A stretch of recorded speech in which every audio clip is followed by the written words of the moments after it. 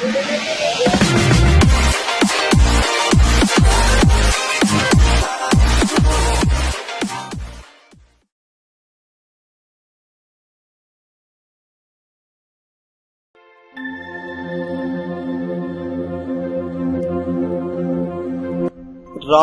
ने यके बाद दीगरे तलवार के दस्ते और अंगूठी की तरफ देखा और दोनों चीजें इसके कांपते हुए हाथों से गिर पड़ी। इस तरारी हालत में इसके मुंह से ये अल्फाज निकले, उफ भगवान, क्या ये मुमकिन है? इसने रणधीर की तरफ देखा और कहा, रणधीर, तुम्हें यकीन है कि वो सुखदेव का बेटा है? रणधीर ने जवाब दिया, पिताजी, अब मेरे यकीन दिलाने से क्या होगा? काश आप मुझे कल रात बात करने का मौका देते। अब जो होना था सो हो चुका। रामदास ने कहा, नहीं, अभी कुछ नहीं हुआ, वो अभी तक जिंदा है, मैं इसे बचा सकता हूँ, मैं इसे बचाऊंगा। ये कहकर रामदास अस्तबल की तरफ भागा। रणधीर ने नीचे पड़ी हुई तलवार और लालू ने अंगूठी उठाकर पीछे भागे। चंद लम्हों के बाद रामदास और रणधीर घोड़ों की नंगी पीठ पर सवार मंदिर का रुख कर रहे थे। लालू रणधीर के साथ चिमटा हुआ था। काली देवी के मूर्ति के पुजारी इसके सामने हाथ बांधे खड़े थे। माधु को रस्सियों में जकड़कर मूर्ति के सामने लिटा दिया गया था। एक पुजारी इसके सर पर चमकता हुआ बर्छा लिए खड़ा था। पुरोहित मुकद्दस जुबान में कोई भजन गा रहा था। माधु के चेहरे पर खौफ की बजाय एक गैर मामूली अज़्मो इस्तक़लाल था। इसकी आंखें एक ऐसे सुकून की आईनादार थी जो एक मुसाफिर को लंबे और तकलीफदेह सफर के बाद मंजिल मकसूद पर पहुंचकर हासिल होता है। वो हर लम्हा दुनिया से दूर और भगवान से नजदीक जा रहा था। वो दुनिया के हर काम में भगवान या कायनात की एक जबरदस्त ताकत की मर्जी का कायल हो चुका था। मोहिनी के तस्वुर से इसके दिल में जिंदा रहने की ख्वाहिश इसे थोड़ी देर के लिए परेशान कर देती, लेकिन वो हर बार अपने दिल को ये कहकर तसल्ली देने की कोशिश करता कि मोहिनी इसके परवाज की आखिरी मंजिल न थी, वो सही मंजिल मकसूद की तरफ रहनुमाई करने वाला एक रोशन सितारा था। जब जल्लाद बर्छा लेकर इसके सर पर खड़ा हो गया तो एक लम्हा के लिए इसके जिस्म पर कपकपी तारी हो गई, लेकिन इसने फौरन अपने दिल को ये कहकर तसल्ली दी कि अब डरने या कांपने से कुछ नहीं बनेगा। अगर भगवान तुझे जिंदा रखना चाहता है तो ये बर्छा तेरा कुछ नहीं बिगाड़ सकता, और अगर तेरा रहना मंजूर है तो दुनिया की कोई ताकत तुझे नहीं बचा सकती। भजन गाने वाले पुरोहित की आवाज बुलंद हुई और तमाशाई काली देवी की जय, काली देवी की जय के नारे लगाने लगे। पुजारी दोनों हाथों से बर्छा बुलंद करके पुरोहित के इशारे का इंतजार करने लगा। अपने तमाम अज़्मो इस्तक़लाल के बावजूद माधु मौत को इस कदर करीब देखने की हिम्मत न कर सका और इसने आंखें बंद कर ली। लालू भागता हुआ मंदिर में दाखिल हुआ। इसने बुलंद आवाज में कहा, ठहर जाओ, महाराज आते हैं। पुरोहित की आवाज गले में रुक गई और पुजारी का बर्छा नीचे झुक गया। लोग मुड़ मुड़ कर दरवाजे की तरफ देखने लगे। इतनी देर में रामदास और रणधीर मंदिर में दाखिल हो चुके थे और लोग एक दूसरे से कानाफूसी करने लगे। रामदास कुछ कहे बगैर लोगों को इधर उधर हटाता हुआ मूर्ति के करीब पहुंचा और माधु को देखकर लोगों की तरफ मुतवज्जो हुआ। तुम सब अपने घर चले जाओ, आज बलिदान नहीं होगा। दिन की रोशनी अगर रात की तारीकी में तब्दील हो जाती तो भी शायद लोग इस कदर बदहवास न होते। पुरोहित ने सरासीमगी के हालत में रामदास की तरफ देखा और कहा, महाराज, बलिदान की तमाम रस्में पूरी हो चुकी हैं, अब इसे रोकना आपके इख्तियार में है, न हमारे बस में। मुझे जुल्म की रोकथाम का हर वक्त हक है। ये कहते हुए रामदास ने तलवार से माधु के हाथ पांव की रस्सियां काटने लगा। काली देवी के मंदिर का पुरोहित कुछ मरऊब हो गया, लेकिन बड़े मंदिर के पुरोहित ने आगे बढ़कर कहा, महाराज, आप क्या कर रहे हैं? ये धर्म की इज्जत का मामला है। रामदास ने बदस्तूर रस्सियां काटते हुए जवाब दिया, धर्म की इज्जत बेइंसाफी में नहीं, इंसाफ में है। पुरोहित बोला, महाराज, कैसी बेइंसाफी? इसने भजन सुने, इसने मूर्तियां चुराई और ब्राह्मणों की पंचायत ने इसके मुतल्लिक जो फैसला किया था आप इससे भी मुत्तफिक थे। अब आप ये क्या कर रहे हैं? ये देवी के मंदिर की तौहीन है। अर्जुन ने आगे बढ़कर कहा, नहीं, देवी की तौहीन नहीं होगी, बलिदान जरूर होगा। अवाम भी शोर मचाने लगे, जरूर होगा, जरूर होगा। रामदास माधु की तमाम रस्सियां काट चुका था। वो अर्जुन को देखकर जरा सख्त लहजे में बोला, अर्जुन, तुम जानते हो कि ये बेकसूर है, इसने मूर्तियां नहीं चुराई। तुम ये भी जानते हो कि ये मूर्तियां किसकी हैं। मैं तुम्हारी इज्जत के लिए सब कुछ कर सकता हूँ, लेकिन इस पर जुल्म नहीं कर सकता। अर्जुन ने नदामत से आंखें झुका ली, लेकिन लोग बदस्तूर शोर मचा रहे थे। बलिदान जरूर होगा, बलिदान जरूर होना चाहिए। शहर का सरकर्दा ब्राह्मण, जो राजा के दरबार के बड़े पुरोहित का रिश्तेदार था, बोला, महाराज, आपको धर्म की बातों में दखल देने का हक नहीं। आप इसे यहाँ से नहीं ले जा सकते। अगर आपने जबरदस्ती की तो हम सब राजा के पास जाएंगे। रामदास ने जवाब दिया, मैं इंसाफ के मामले में किसी से नहीं डरता। मुझे मालूम हो चुका है कि वो मूर्तियां इसने खुद बनाई हैं, मंदिरों से नहीं चुराई। महाराज, आपके पास क्या सबूत है कि मूर्तियां इसने खुद बनाई हैं? रामदास ने कहा, रणधीर, तुम बताओ। रणधीर बोला, मैंने इसे अपनी आंखों से झील के किनारे मूर्तियां तराशते देखा है। और भजन? रामदास ने कहा, जो लोग इस पर भजन गाने का इल्जाम लगाते हैं, इन्हें काबिले एतमाद नहीं समझता। रणधीर, इसे ले जाओ। ब्राह्मण सरदार के मुकाबले में अपनी शिकस्त बर्दाश्त न कर सके। वो मंदिर में जमा होने वाले लोगों को बेहिसी और बुजदली का ताना देकर उकसाने लगे। निस्फ से ज्यादा खश्तरी भी इनके तरफदार बन गए। बड़े मंदिर के पुरोहित ने कहा, महाराज, अब हमें इससे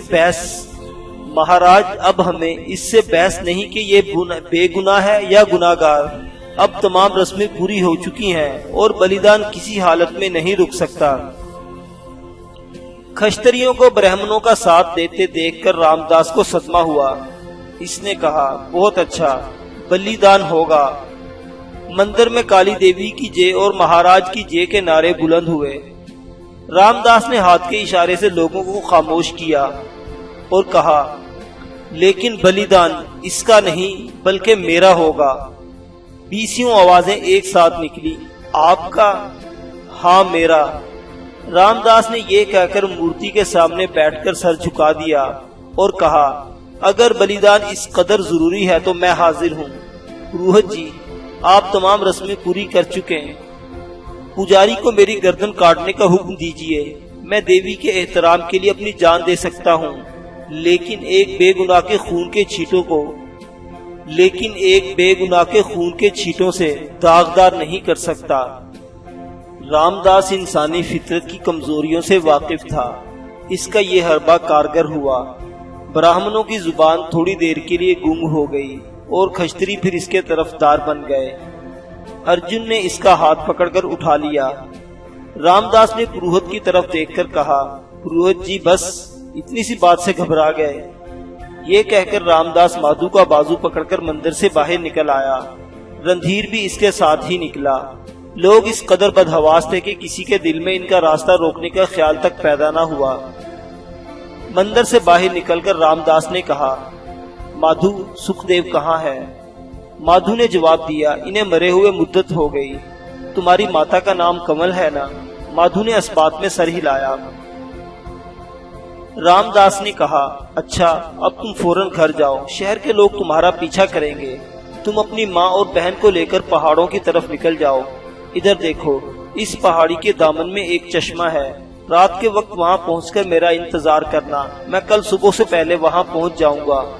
जल्दी जाओ, वक्त जाया ना करो। इन लोगों का जोशो खरोश ज्यादा देर ठंडा नहीं रहेगा। एहसान मंदी के अल्फाज माधु के सीने में घुटकर रह गए और वो कुछ कहे बगैर मंदिर की चारदीवारी से बाहर निकलकर भागने लगा। रणधीर ने कहा, पिताजी, अगर आप इजाजत दे तो मैं वहां से हो आऊं। मैं अभी आ जाऊंगा। रामदास ने मुस्कुराते हुए रणधीर की तरफ देखा और सवाल किया, माधु की बहन का क्या नाम है? इसने आंखों में आंसू भरते हुए जवाब दिया, शांता। रामदास ने कहा, रणधीर इस वक्त तुम्हारा जाना मुनासिब नहीं, तुम मेरे साथ चलो। लेकिन पिताजी वो मर रही है। कौन? शांता। क्या हुआ इसे? रणधीर इस सवाल का जवाब देना चाहता था, लेकिन मंदिर से चंद ब्राह्मण शोर मचाते हुए बाहर आए। रामदास ने कहा, अच्छा तुम जाओ, लेकिन मुझे जल्द इत्तला देना। रणधीर भागता हुआ मंदिर से बाहर निकला और दरख्त से अपना घोड़ा खोल रहा था कि लालू भागता हुआ आया। इसने पूछा, आप शहर जाएंगे? नहीं, मैं कहीं और जा रहा हूँ। ये कहकर रणधीर घोड़े पर सवार हो गया, लेकिन लालू ने इसकी बाग पकड़ ली और कहा, मुझे मालूम है आप शांता को देखने के लिए जा रहे हैं, लेकिन वो अपने घर पर नहीं, मुझे साथ ले चलिए, मुझे मालूम है कि वो कहाँ है। अच्छा, मेरे पीछे बैठ जाओ, लेकिन तुम कौन हो और शांता को कैसे जानते हो? और जब तुम अंगूठी लाए थे वो तुम्हें कहाँ से मिली थी? लालू जवाब दिए बगैर छलांग मारकर रणधीर के पीछे बैठ गया, और जब घोड़ा सरपट दौड़ने लगा तो इसने कहा, मैं आपको एक खुशखबरी सुनाऊं?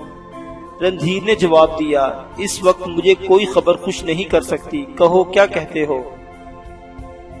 लालू ने कहा, बात दरअसल ये है कि शांता बिल्कुल तंदुरुस्त है। रणधीर का दिल खुशी के सुमंदर में गोते खाने लगा। इसने घोड़े की बागी खींचते हुए मुड़कर लालू की तरफ देखा और कहा, भगवान के लिए सच सच बताओ।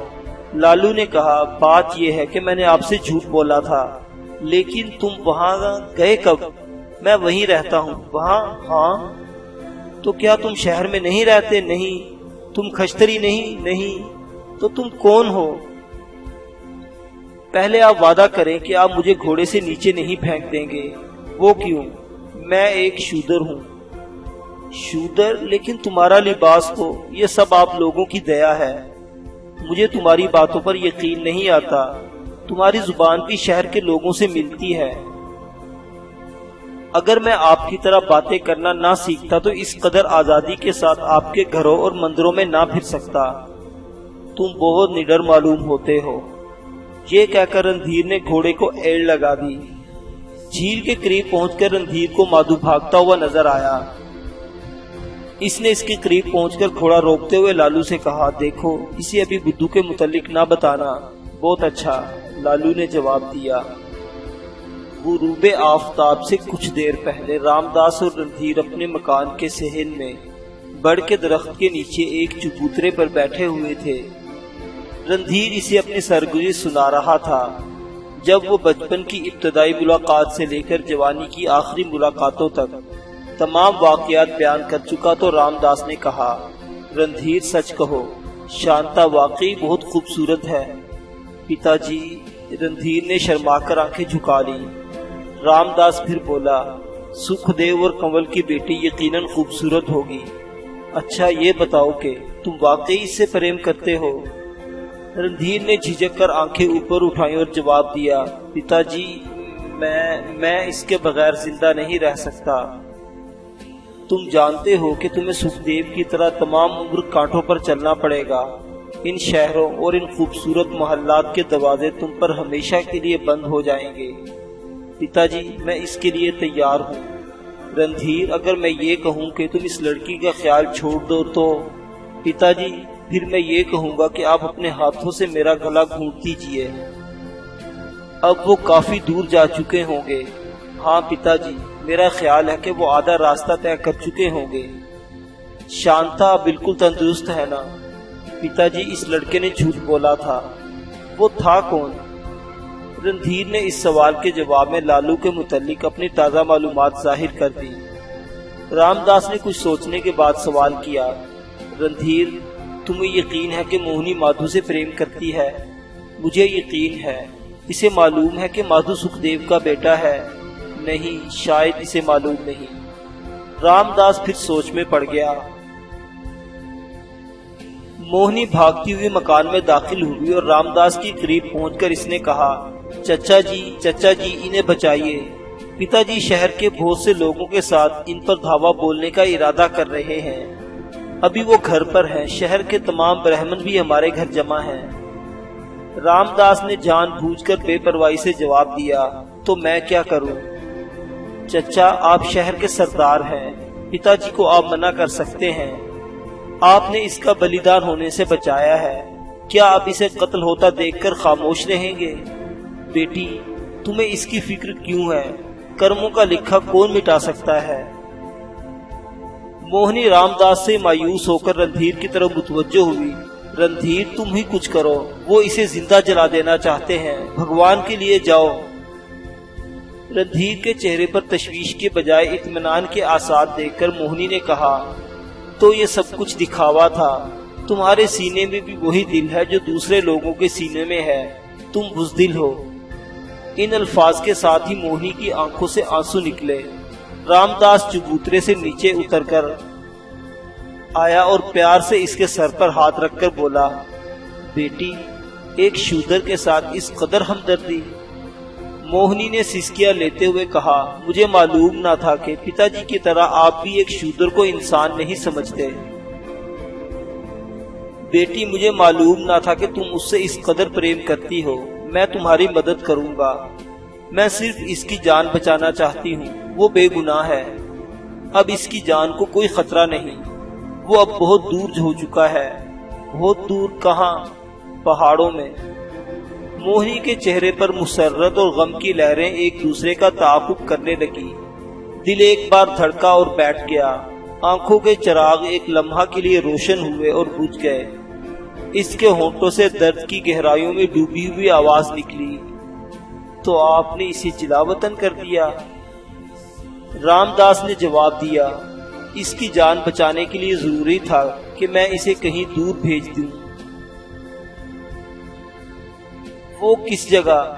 बस किसी ऐसी जगह जहां शहर का कोई आदमी ना पहुंच सके। मोहिनी की आंखें आंसुओं से लबरेज होने लगी। रामदास ने कहा, हाय, तुम अब भी रो रही हो? अब तो तुम्हारे गम की कोई वजह बाकी नहीं रही। वो जिंदा है, इसकी जान को कोई खतरा नहीं। इससे ज्यादा तुम क्या चाहती हो?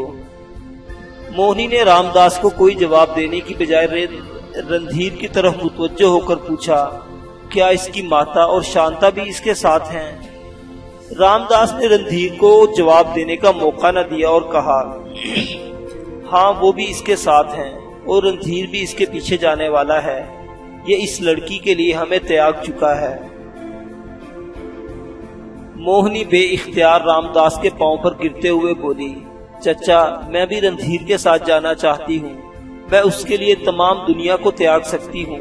मैं इसके बगैर जिंदा नहीं रह सकती। रामदास ने मोहिनी का बाजू पकड़कर कहा, लेकिन तुम्हारा पिता, तुम्हारी माता, इन सबको छोड़ दोगी? मुझे किसी की परवाह नहीं। मोहिनी फूट फूट कर रोने लगी। लेकिन दुनिया क्या कहेगी? मुझे दुनिया की भी परवाह नहीं। चचा, मुझ पर दया करो, वरना मैं कहीं डूब मरूंगी या किसी पहाड़ी पर चढ़कर छलांग लगा दूंगी। अच्छा बेटी, तुम जीती। अब तुम तैयार हो जाओ। रणधीर रात के वक्त शहर से बाहर इस टिले के करीब, जिसकी चोटी पर पीपल का दरख्त है, तुम्हारा इंतजार करेगा। तुम दोनों के लिए घोड़े वहां मौजूद होंगे, लेकिन किसी को खबर ना हो। इजहार तशक्कुर के लिए मोहिनी की जुबान मौजू अल्फाज तराश न कर सकी। इसने एहसान मंदाना निगाहों से रामदास की तरफ देखा और चुपके से 2 आंसू बहा दिए। रात के वक्त रामदास देर तक मकान की छत पर टहलने के बाद चारपाई पर लेट गया। इसके दिल पर एक नाकाबिले बर्दाश्त बोझ था। इसे अपना वसी मकान सूना मालूम होता था। आज से 10 वर्ष पहले रणधीर की मां की वफात के बाद इसकी जिंदगी की तमाम दिलचस्पियां अपने इकलौते बेटे पर मरकूज थी। बचपन से लेकर अब तक रणधीर की मुख्तलिफ तस्वीरें इसकी आंखों के सामने आ रही थी। वो कमसिन बच्चा जो इसकी गोद में बैठकर अपने नन्हे हाथों से इसकी मूछें पकड़कर कहकहे लगाया करता था, जो इसकी उंगली मुंह में लेकर अपने छोटे छोटे दांतों से काटने की कोशिश करता, लेकिन इसे दर्द की बजाय राहत होती। वो होनहार लड़का जिसे वो शाह सवारी, तीरंदाजी और तेगजनी के करतूब सिखाया करता था, और फिर वो नौजवान जिसकी हर बात इसे दुनिया भर के तमाम इंसानों से निराली नजर आती। इसे रणधीर की शक्ल में बादशाहों का जलाल और देवताओं की पाकीज़गी नजर आती। दिन में कई बार इसके मुंह से ये अल्फाज निकलते, मेरा बेटा, मेरा रणधीर। रणधीर की माँ मोहिनी की माँ की सहेली थी। और अर्जुन रामदास के बेहतरीन दोस्तों में से था। इसलिए रणधीर के साथ अर्जुन और सावित्री की दिलचस्पी एक कुदरती बात थी। वो रणधीर और मोहिनी के मुस्तकबिल का फैसला अपने दिल में एक मुद्दत से कर चुका था, लेकिन ताज़ा वाक़यात के गैर मुतवक्का तूफान ने इसकी उम्मीदों के चिराग बुझा दिए थे। शांता के साथ रणधीर की मोहब्बत का इंकशाफ इसके लिए नाकाबिले बर्दाश्त था। फिर भी इसे उम्मीद थी कि वो इसे डांट डपट कर समझा लेगा, लेकिन माधु और शांता के बाप का इल्म होने के बाद इसे मायूसी का आखिरी घूंट हलक से उतारना पड़ा। सुखदेव के साथ पुरानी मोहब्बत ने इसे फिर एक बार समाज का बागी बना दिया। वो रणधीर और मोहिनी को रुखसत कर चुका था। नौकर ने आज भी हस्बे मामूल रणधीर का बिस्तर इसके करीब बिछा दिया था। रामदास ने लेटे लेटे हाथ बढ़ाकर रणधीर के खाली बिस्तर से तकिया उठाकर सीने से लगा लिया। वो आंखें जो एक मुद्दत से आंसुओं से नाआशना थी पुरनम हो गई। इसने दर्द भरी आवाज में कहा, रणधीर मेरे बेटे, तुम आज जंगल में किस तरह दिन गुजारोगे? तुम्हें शायद पत्थरों पर लेटना पड़े और मैं। रामदास ये कहकर उठा, फिर आहिस्ता आहिस्ता टहलने लगा। करीबन आधी रात के वक्त इसने एक नौकर को आवाज देकर बुलाया और कहा कि मेरा घोड़ा तैयार करो। नौकर ये हुक्म सुनकर चला गया और थोड़ी देर बाद आकर कहने लगा, सरकार घोड़ा तैयार है, लेकिन अर्जुन नीचे खड़ा आपसे मिलना चाहता है। रामदास ने कहा, ऊपर ले आओ, और खुद अपनी चारपाई पर बैठ गया। अर्जुन ने ऊपर आते ही कहा, महाराज, मोहिनी रात होते ही घर से निकली थी, अभी तक नहीं आई। मैं तमाम शहर में इसे तलाश कर चुका हूँ। रणधीर कहाँ है? रामदास ने जवाब दिया, रणधीर यहाँ नहीं है, तुम बैठ जाओ। नहीं, मैं बहुत परेशान हूँ, रणधीर कब से घर में नहीं। रामदास ने कहा, अर्जुन तुम बैठ जाओ, मैं तुम्हें कुछ बात बताना चाहता हूँ। अर्जुन ने पूछा, मोहिनी के मुतल्लिक आपको कोई इल्म है? हाँ हाँ, बैठ जाओ। अर्जुन परेशान होकर बैठ गया। रामदास ने कहा, अर्जुन तुम सुखदेव को भूले तो नहीं हो गए? अर्जुन ने जवाब दिया, मैं सुखदेव को कैसे भूल सकता हूँ, लेकिन इस बात का मोहिनी से क्या ताल्लुक? रामदास ने जवाब दिया, अर्जुन, रणधीर और मोहिनी हमें छोड़कर भाग गए हैं। अर्जुन उठकर खड़ा हो गया। भाग गए हैं? इसने बदहवास होकर पूछा। हाँ हाँ, भाग गए। रणधीर सुखदेव की लड़की के पीछे और मोहिनी इसकी लड़के के पीछे। सुखदेव की लड़की और लड़का? मैं आपकी बात नहीं समझा।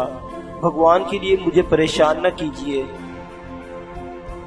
रामदास ने उठकर अर्जुन के कंधे पर हाथ रखते हुए कहा, अर्जुन मैं सच कहता हूँ। अर्जुन ने कहा, लेकिन ये कैसे हो सकता है? क्या वो अछूत? हाँ, वो अछूत सुखदेव की लड़की और लड़का थे। अर्जुन कुछ देर बेहिस्सो हरकत खड़ा रहा, बिल आखिर गजबनाक होकर बोला, नहीं नहीं, मैं ये नहीं मानता, ये झूठ है। वो अछूत हैं, शहर का हर आदमी जानता है कि वो अछूत हैं। तुम अपना धर्म छोड़ चुके हो और अपने बेटे को मुआफ कर सकते हो, लेकिन अगर मोहिनी इस बदमाश के साथ भाग गई है तो मैं कसम खाता हूँ कि इन दोनों को जिंदा नहीं छोड़ूंगा। मैं आसपास की बस्तियों के तमाम अछूतों को कत्ल करा दूंगा। आज तुमने दोस्ती का हक अदा कर दिया। इस जलील शूदर ने मेरी इज्जत पर हाथ डाला और तुम इसे काली देवी के मंदिर से निकाल लाए। मुझे बताओ वो कहाँ है? मैं इसे तमाम बस्तियों में तलाश कर चुका हूँ। बेशक तुम सरदार हो, लेकिन मैं बेगैरत नहीं। मैं सुबह होने से पहले ही तमाम शहर के लोगों को इकट्ठा करके शूद्रों की बस्तियों पर हमला कर दूंगा। तुम सरदार हो, तुम्हारे पास सिपाही हैं, लेकिन तुम इस तूफान का मुकाबला नहीं कर सकोगे। आम हालात में रामदास ऐसे अल्फाज बर्दाश्त करने का आदी ना था, लेकिन अर्जुन की बातें सुनकर गुस्सा पी गया और नहायत नरमी से बोला, अर्जुन तुम जानते हो मैं डरने वालों में से नहीं। मैं बेगुनाहों को जुल्म से बचाने के लिए खून का आखिरी कतरा तक बहा दूंगा, लेकिन तुम मेरी बात पर यकीन रखो, मैं कसम खाता हूँ कि वो सुखदेव का बेटा था। मैं इसका सबूत अपनी आंखों से देख चुका हूँ। सुखदेव को कैद से छुड़ाने में तुम मेरे साथ थे। इसने बागियों के सरदार की लड़की से शादी की थी। सुखदेव मर चुका है, लेकिन इसकी बीवी और बच्चे जिंदा हैं। वो इस शहर के नजदीक आकर आबाद हो गए। समाज ने इनके लिए शहर के दरवाजे हमेशा के लिए बंद कर रखे थे, लेकिन भगवान के खेल न्यारे हैं। इसने रणधीर और मोहिनी को इनकी झोपड़ी का रास्ता बता दिया। अर्जुन का गुस्सा आहिस्ता आहिस्ता कम हो रहा था। इसने पूछा, लेकिन आपको कैसे यकीन हुआ कि वो सुखदेव के बच्चे हैं? रामदास ने जवाब दिया, मैं सुखदेव की अंगूठी और तलवार जो मैंने इसे कैद से निकालकर रुखसत करते वक्त दी थी देख चुका हूँ, और ये तुम भी देख चुके हो कि इस लड़के की शक्ल बिल्कुल सुखदेव से मिलती थी। अर्जुन ने कहा, फिर भी मैं मोहिनी को काबिल मुआफी नहीं समझता। इसने मेरे मुंह पर स्याही थोपी है, मुझे दुनिया में कहीं का न छोड़ा। सुखदेव का बेटा एक नीच जात औरत के बतन से पैदा हुआ, वो चंडाल है। रामदास ने कहा, अर्जुन, मोहब्बत ऊंच नीच नहीं देखती। इसका ताल्लुक समाज से नहीं, इंसानियत से है। तुम ही बताओ, हमारे शहर में इस लड़के जैसी शक्ल सूरत किसकी है? तुम किसी जमाने में बागियों के सरदार की लड़की के साथ सुखदेव के इश्क को हक बजानिब ख्याल करते थे और मेरी तरह ये कहते थे कि उन दोनों को भगवान ने एक दूसरे के लिए बनाया है। मैं आज भी ये कहता हूँ कि सुखदेव के बेटी और तुम्हारी बेटी के मिलाप में भगवान का हाथ है। वो मोहिनी के लिए सर कटवाने के लिए तैयार था और मोहिनी इसके लिए दरिया में कूदने और पहाड़ से छलांग लगाने के लिए तैयार थी।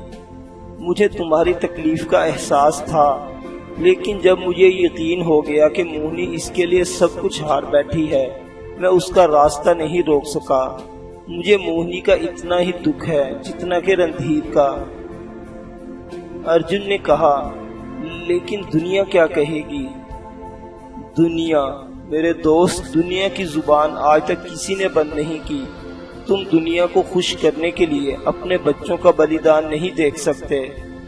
और धर्म, तुम धर्म की आड़ लेकर फितरत के खिलाफ जंग कर रहे हैं, इंसानियत का चेहरा मस्क कर रहे हैं, एक इंसान को दूसरे इंसान से नफरत और हकारत का सबक दे रहे हैं। भगवान के बनाए हुए इंसानों के दरमियान ऊंच और नीच की दीवारें खड़ी कर रहे हैं। ऐसा धर्म न भगवान को खुश कर सकता है और न भगवान के बनाए हुए इंसानों की भलाई कर सकता है। अर्जुन थोड़ी देर के वक्फे के बाद बोला, तुम ये बातें इसलिए कर रहे हो कि रणधीर एक मर्द है। तुम इसके घर से भाग निकलने के मुतालिक कई बहाने तलाश कर सकते हो, लेकिन मैं एक लड़की का बाप हूँ। कल शहर का हर बच्चा, हर बूढ़ा मुझसे मोहिनी के मुतालिक पूछेगा, मैं इन्हें क्या जवाब दे सकूंगा? रामदास ने कहा, फर्ज करो अगर वो मायूसी की हालत में दरिया में कूद जाती या पहाड़ से छलांग लगा देती, तो तुम पूछने वालों को क्या जवाब देते? रामदास, मेरी इज्जत बचाओ, मुझे बताओ वो कहाँ है, मैं इसे समझा लूंगा। मैं वादा करता हूँ कि मैं इसकी खता माफ कर दूंगा। अर्जुन, मैं सिर्फ ये जानता हूँ कि वो सुखदेव के बेटे के साथ जा चुकी है और दुनिया की कोई ताकत इसका इरादा तब्दील नहीं कर सकती। मुमकिन है कि इसका दिल तुम्हारी बातों से पसीज जाए और वो अपनी मर्जी के खिलाफ तुम्हारे साथ लौट आए, लेकिन दोबारा तुम्हारे घर आने के बाद वो एक जीती जागती मोहिनी नहीं होगी, बल्कि एक बेजान और बेरूह लाश होगी। मैं जानता हूँ कि तुम समाज के कानून की इज्जत के लिए बड़ी से बड़ी कुर्बानी दे सकते हो, लेकिन अपने दिल से पूछो, जिस समाज के एहतराम से ज्यादा एक बाप की मोहब्बत की धड़कनें हैं, क्या मोहिनी का घुल घुल कर जान देना तुम बर्दाश्त कर सकोगे? अर्जुन, मेरी बात का जवाब दो। क्या शादी से पहले तुम्हें इसी कौम की एक लड़की से मोहब्बत न थी? अगर वो तुम्हारी मोहब्बत को ठुकरा कर अपने बाप के साथ पहाड़ों में ना चली जाती तो तुम इसके लिए समाज के हर कानून को तोड़ने के लिए तैयार न थे? क्या अब भी तुम्हें इसका ख्याल कभी कभी परेशान नहीं करता? अगर वो तुम्हारे साथ जिंदगी बसर करना मंजूर कर लेती तो तुम अछूतों की झोंपड़ियों को शहर के महल्लात पर तरजीह देने के लिए तैयार न थे। याद है, मैं तुम्हें समझाया करता था और तुम मुझे अपना दुश्मन ख्याल करते थे। क्या तुम वही अर्जुन हो? अर्जुन एक ज़ब्त खुर्दा इंसान की तरह निढाल होकर चारपाई पर बैठ गया। इसकी आंखों के सामने आज से 20 साल कबल के वाक़यात की तस्वीरें गुजर रही थी। वो सुहानी सुबह जब इसने एक शूदर लड़की को दरिया पर नहाते देखा था, वो चांदनी रात जब वो इसका हाथ पकड़कर ये कह रहा था, संती, मैं तुम्हारे लिए सब कुछ छोड़ने के लिए तैयार हूँ, और इसके जवाब में इसके भोले भाले मुंह से निकले हुए अल्फाज 20 वर्ष के बाद भी एक मर्तबा इसके कानों में गूंज रहे थे, नहीं नहीं, मुझे मालूम न था कि तुम राजा के सिपाही हो। तुम्हारी गर्दन पर हमारी कौम के सैकड़ों बेगुनाहों का खून है। तुम हमारे दुश्मन हो। मैं तुमसे प्रेम करने की बजाय मर जाना बेहतर समझती हूँ। मुझे तुम्हारी किसी बात पर एतमाद नहीं। रामदास ने कहा, क्यों अर्जुन, मैं गलत तो नहीं कहता? अर्जुन चौंक कर रामदास की तरफ मुतवज्जो हुआ और बोला, रामदास, मुझे शर्मिंदा ना करो। वो जवानी नादानी थी, मैं इस वक्त बेवकूफ था। नहीं, सिर्फ तुम ही नहीं, इस उम्र में हर इंसान बेवकूफ होता है। मैं खुद भी अगर तुम्हारी ये सुखदेव की जगह होता तो यही करता, और अगर रणधीर की माँ खस्त्री होने की बजाय किसी अछूत के घर में जन्म लेती तो मैं भी इसके लिए समाज के किसी कानून की परवाह न करता। तुम इसे जवानी की नादानी कहते हो, लेकिन मैं इसे फितरत के कानून की पैरवी समझता हूँ। कुदरत जब दो दिलों को मिलाना चाहती है तो ऊंच नीच की दीवारें तोड़ देती है। कुदरत ने किसी को बड़ा और किसी को छोटा नहीं बनाया। हमारे समाज का ये कानून फितरत के कानून के खिलाफ एक बगावत है। मैं समझता हूँ कि समाज से बगावत मोहनी और रणधीर के लिए एक आर्जी अजियत होगी, लेकिन समाज के खौफ से अगर वो फितरत के कानून को ठुकरा देते तो इन पर एक दायमी अजाब मुसल्लत रहता।